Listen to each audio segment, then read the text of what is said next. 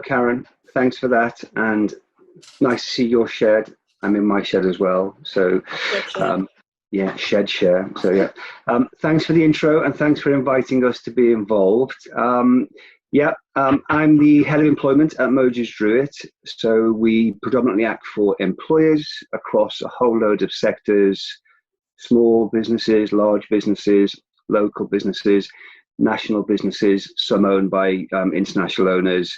So we have a real breadth of understanding of what employers are thinking at the moment about the current crisis, what they're thinking about about how they recover, how they exit the current crisis, and that type of thing.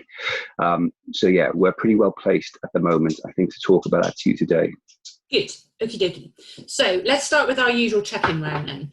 And what we do here is really sort of just find out what your feel of the market is at the moment. We are in particularly unusual times, I think it would be fair to say. And so just give us your take on what the market feels like at the moment and sort of some of the challenges that are going on out there in your shed. So the view from the shed, which I think is the view from every office, every shed, every dining room, every bedroom, where everybody is currently isolating, can probably best be summarized as lots of uncertainty likely leading to lots of change. I think we were taken by surprise by the speed and the severity of the coronavirus crisis. For sure.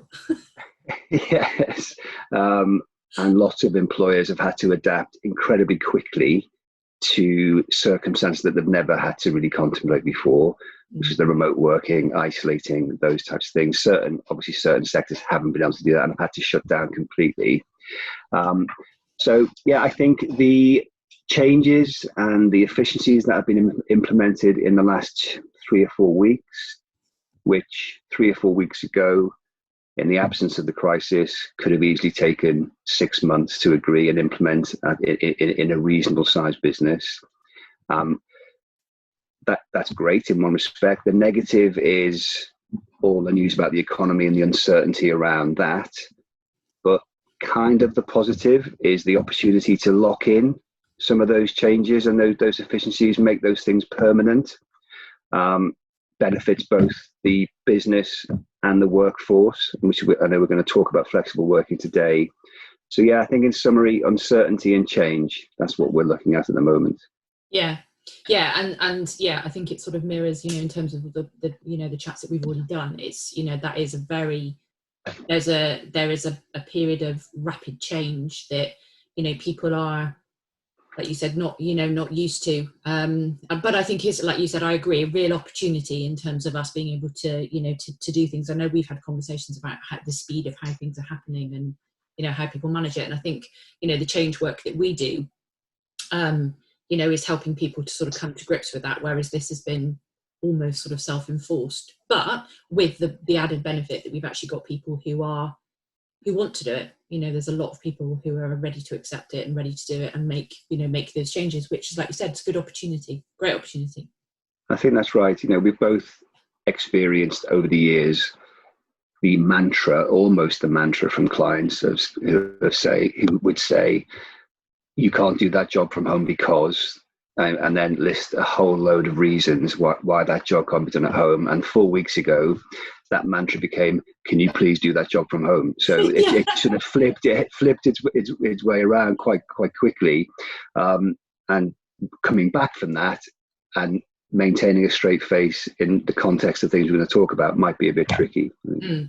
Yeah. And our experience, in terms of sort of, the Rowan market, as that, we are in the sort of, the boundary of anything from micro industry through to, or micro business through to SME, through to sort of those larger sort of growth companies. And I think what would be fair to say in terms of flexible working is that there are people who are very new to this. There are people who, they probably wouldn't have even thought about, the flexible working, but see it as a real opportunity because you can reduce costs and, you might not need the size of the premises that you need. So for them, it's a real opportunity. And I think at that micro early end, ironically, you're looking at something which is quite adaptable and will grow. Where I'm interested, where I'm sort of interested in your point of view for today is, and where we've had a lot of questions around this, is around those that are more established. So those that are in sort of the sort of more from sort of embryonic and more, more established, they will already have existing policies in terms of the traditional flexible working. But what you find by that is, like you said, they've almost used it before as something to say, it's a no. We have it and we'll consider it, but we'll be prepared to say it's a no. And a lot of the questions, some of which we'll go through in just a second, but a lot of the questions is, like you said, we're now saying, can you please do that? And when they come back, it's how do we communicate that? How do we, we may have a policy, or they may have a policy in terms of flexible working which has been used, but in terms of the here, right now, they might as well rip it up and chuck it out the window. It's, because people are going to be coming to them with requests, which, the common of this job, the common excuse of this job cannot be done from home, no longer stands. We're in a very, very different, very, very different world. I think that's right. The original flexible working regs came in 2003, and I remember very clearly the instructions we would get at that point were almost always, tell me how I can say no based on the statutory criteria, because there are fixed reasons to say no to a flexible working request. Yeah. So that for a long time, that was the environment with flexible working. Employers just didn't really want to know. It's I think it's fair to say it's different now, certainly in professional services and sort of office environment, professional environments. I think it's more employers, those types of employers have made more of a virtue out of it over the last 5 years or so, because it's seen as an advantage in the recruitment market to have very easily accessible flexible working regimes. But that's still a relatively small part of the market, and there is still that traditional view of, please find a reason for me to say no. Yes. Yeah. Which is the bit that's going to be much more difficult now, because we've been asking everybody to do those jobs flexibly. It remains to be seen how successfully those roles have been performed flexibly in the current circumstances, because there's a difference between working flexibly to survive and working traditionally to thrive and grow the business. So that there's going to be that sort of transition and that sort of comparison view, I think. But yeah, I think what has been a pretty dry subject over the years is likely to become more interesting. And also, I'm not convinced it's all going to be about waiting to receive the requests. From my point of view, I think employers are going to be looking to actively lock in those efficiencies and those changes in certain sectors now. Yeah. So that they will be going to their employees and probably instigating conversations about working flexibly and working in a different way, rather than waiting to receive requests. I think there's a likelihood of that as well. Yeah, which is really interesting. So this didn't form part of some of the questions that we were talking about. So if we have, if we are looking at, if clients are looking at sort of wanting to have those conversations with some of their employees now, I mean, bearing in mind from last night's news, we're down again for another 3 weeks. But if they are wanting to have those conversations, with some of their employees in preparation for them returning to work, what do we think are some of the, what sort of types of those, what might that form? How can we sort of start those conversations with those individuals then? Well, I think the starting point for those conversations, and also in relation to some of the questions we're going to talk about today, I know one of the questions is, what should we do when we get a flexible working request? But I think the starting point is the same for both of those conversations. I think the starting point for particularly SMEs in certain sectors, larger SMEs, is what do I want my business to look like after this? What do I want how do I want my workforce to be structured, and what do I want my business to look like? they're the questions that we need to be asking ourselves. So, in relation to my business and clients in relation to their businesses, do we actually want? Do we want to get everybody back to fill our office capacity as soon as possible? Or do we want to take a breath, pause, consider what we actually need in the context of our customer and client base, and then make decisions after that? Until you've done that, I don't think you can properly start talking to employees about changing the way they work, whether approaching the employee or responding to a flexible working request. Mm-hmm. I think that's probably the starting point. Once you've done that, I think we're very used to dealing with restructures and redundancy processes and those types of things. And I don't want to mention redundancies specifically, but from a procedural point of view, the HR comms and the way HR teams would approach those things, that would be a good way of starting the conversation. So you do this all the time, Karen, in the change work that you do. So I don't think there's anything special around it. If you're looking to change the structure of your workforce for a business reason, which this would be, then you would start those comms softly to start with, and in a collaborative way, and try to involve your teams and all those types of things, and ultimately lead them down that sort of established HR process that you're used to dealing with.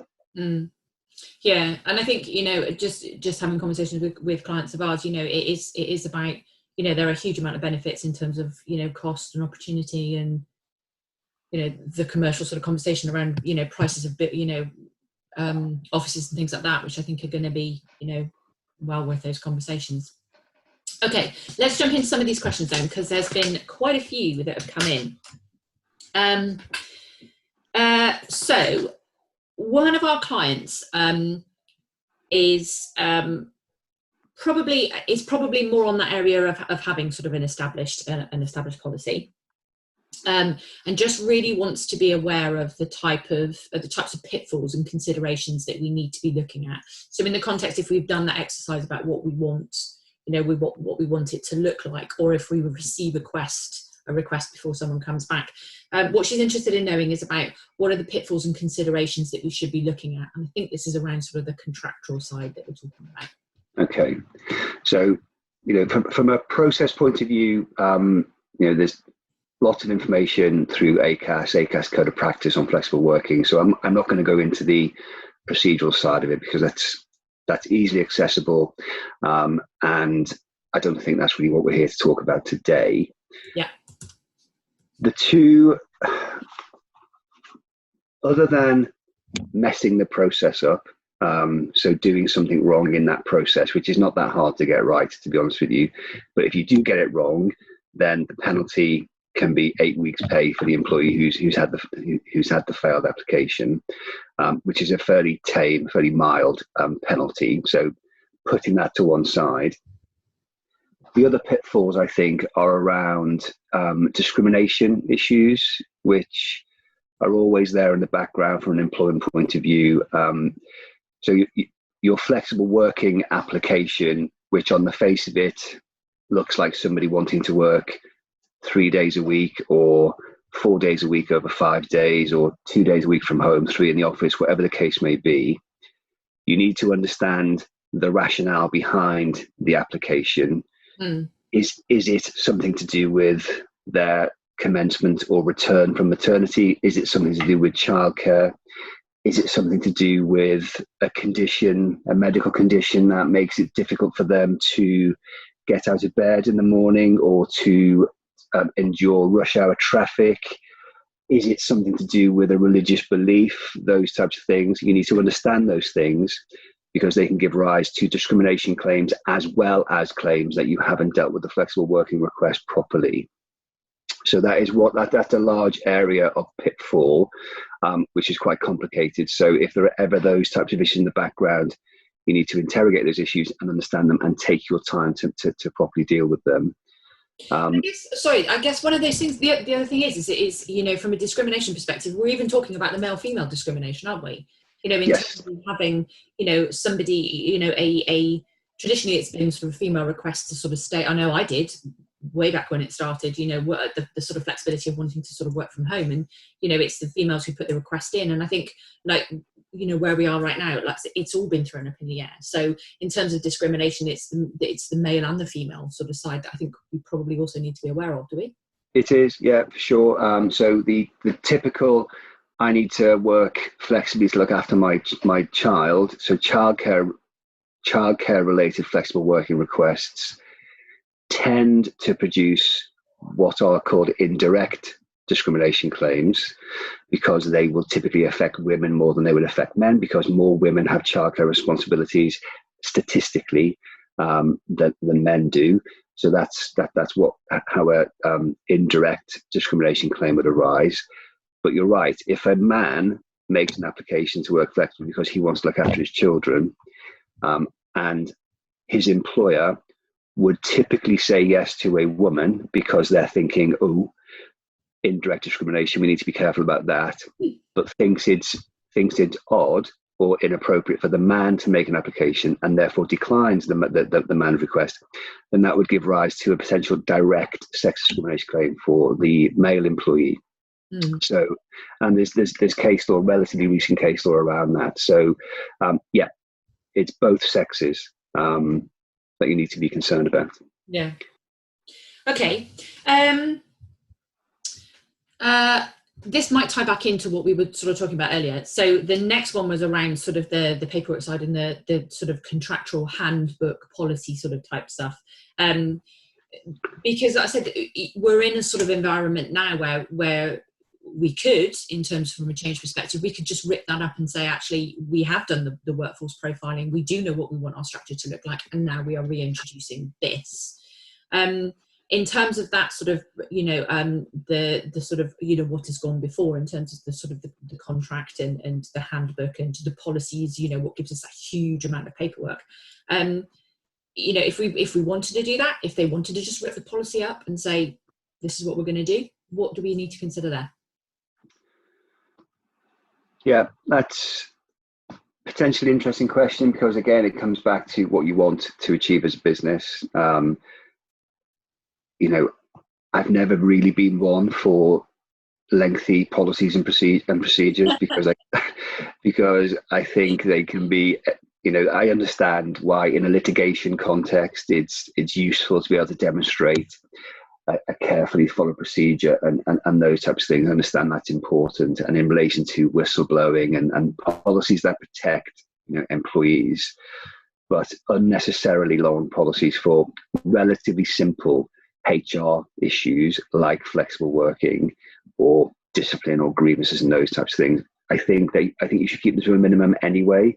Yeah. So you probably are the only solicitor that we deal with that says that and doesn't tie the people up in paperwork. So yeah, that's probably because I might be a bit lazy, and I just think, oh, really, you've got to go through that big process to get to the point that you know, provided you're thinking about things in the right way anyway, you should be able to get to the point and be able to demonstrate that thought process without having a 12-page flexible working policy. Mm-hmm. in my view. So, you know, but it depends what you want as a business. I did some work a few years ago for a client. It was an IT business, so this system lent itself very easily to that environment. But they basically asked us to completely redo all their contracts and their policies. They didn't care where their employees were working from. They didn't care how many hours they were working, how many holidays they were having, all of those types of things, which at the time I was thinking, well, how do you have a contract that doesn't say what their hours are? And that's all a bit weird. But actually it worked for them. They had a very focused output related management system in place, and it worked for them, and it was really good. And you know, that was probably, say, a few years ago. It's probably 5 years ago. And I know that type of approach. There's people have tried to do that across sectors, but I think it has stalled a bit for the wrong reasons. I think employers are often a bit scared to talk to their employees about why they're wanting to achieve certain things, and more importantly, why system A, which might be a completely relaxed, you can do your job in Barcelona if you want, even though we're based in Bath, for example, why that might not apply to the person who has to come and sit on reception. So they have to come into the workplace. So certain employers will think, because it can't be everybody treating the same way, we can't do it, which is not true. So, if your business needs are there, you can treat different parts of your business in different ways. Mm.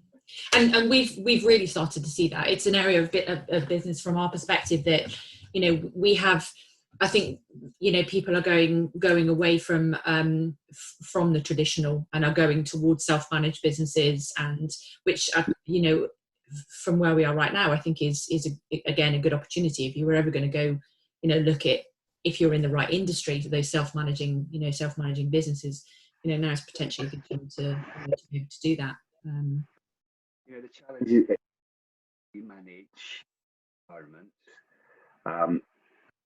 more a key point than whether you work flex. I think that's the key issue for those flexible working arrangements, is that it's the management structure you have in place. Yeah.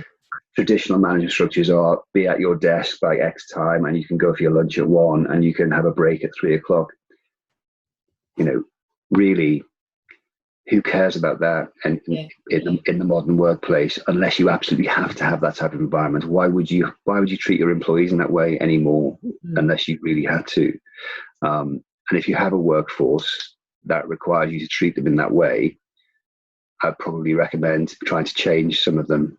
I mean, some of them are still relevant. I mean, in terms of our clients, which are around the construction, manufacturing, engineering, they're all sort of still, there is that element that I think will always be there because of that's the type of industry that they're in. But yeah, I think, where we are is really an opportunity, like I said, to sort of rip it up and start again in certain sort of, certain situations, which is a brave move for a lot of people, I think. Just going back to the pitfalls and what you're trying to achieve, Karen, because I think it's quite an important point, particularly given where we are at the moment. So if you're assessing, or if you're making a decision in relation to a flexible working request, you have to go through the process, do things properly, consider everything. Doing that in 2 months' time and not taking into account the last 3 months of your business life and all of the change and all of the efficiencies that you've been able to enjoy during that period, I think that could give rise to sort of constructive dismissal type claims as well as discrimination claims. Because if you have said to your employees, please work from home, having previously said you can't work from home, and then you go back to saying you can't work from home, get back into the office, I think there are going to be trust and confidence issues around that. Because how can you say, unless there are very obvious business performance reasons why that can't persist, I think it's difficult to claw back from that without creating a risk of a constructive dismissal claim. It's a very interesting time. I think it's very interesting conversations which are going to need, which you're going to need to have. And like you said, it's the planning side, isn't it? One of the things which it gives you the opportunity now. I know not having just the dog with me now in terms of, time, and potentially sort of having, other members of the team sort of furloughed. It's given me an awful lot of time to think about my business and how I want it structured and what I want to be doing sort of moving forward. And that doesn't mean in terms of sort of, IT and these types of things. We've done these before, but in terms of sort of that structure that you alluded to about, what is the structure we want from our business now, and where can we maximize, because we've been put in this situation, where can we maximize that, that opportunity? That's happening to me. And, as my business is huge. It does give you a perfect opportunity to take some time to think about what you want it to look like, I think. Well, we're doing the same thing, but we're also seeing the same thing in our client base. So we've, it's still technically the Easter holidays, so it's a little bit misleading potentially. But in the holidays, I've forgotten what day it is, let alone whether it's Christmas. I don't think it's Sunday today, but yeah, you could be wrong. But early March, middle of March, run up to Easter, it was very much sort of I don't want to say panic, that's the wrong word, but it was urgent, lots of urgent activity within clients around furloughing and all of those types of things because of what was happening. Now those things have been put in place and there's a period of reflection. I think a number of business owners, certainly SME type owners, are starting to think, actually, you know what? I have got 5 minutes to think about my business and work on rather than in my business, which because I'm normally running around like a headless chicken. And there's lots of stuff now flowing out of that about not just about employment stuff, but all sorts of different things, shareholders agreements, lease arrangements, all those types of things. So I think there is a bit of drawing breath, taking stock, and that will lead to businesses being different coming out of this, I think. So we talked about the returning and the flexible working requests, when actually I think what we need to do is we probably need to push it back a stage and say, like you said, what do we want it to look like? What do we want this new world, new opportunity to look like? Yes. And start from there. Because wouldn't it be great to be on the front foot from a flexible working request? And if and when somebody comes in and says, actually, I'd like to work flexibly, the response could be, you know what, we've been thinking about this and we'd like to talk to you about this anyway, and say that to your whole workforce rather than limp back to demanding everybody gets back to their desks in the same way as they were a month ago. I think that would be a really good thing to do because employees are going to be thinking it, employers are going to be thinking it. Take advantage of that now and adapt to it. I think if you can, if you've got time and you've got the capacity to do it, lots of businesses are still in survival mode, and obviously I get that. And depending on how long this lasts, many more businesses might be in that mode. But if you're not in that mode, you've got the opportunity and the time to make the most of it. Yeah. So there we go. Flexible working requests and advice for thrown in as well. Yeah. So we always like to ask our guests, if you could give 2 pieces of advice to a business owner now, what would they could go and do tomorrow? So if there was sort of 2 things you could go, do you know what? Do this tomorrow. Just small things that you could do that you would have an effect. What would those 2 things be? So if the overall one would be work on your business whilst you have the chance, so that would be the overall thing, work on your business. In the context of what we're talking about, I think review your labor structure and capacity needs and stuff like that as a result of the coronavirus. Review that now so you're on the front foot and you can prepare for those changes and identify the changes you want. And then I think the second thing would be make a virtue out of your approach to flexible working and look at it as a positive to set you aside in the recruitment market in 6 months when we're all trying to recruit people.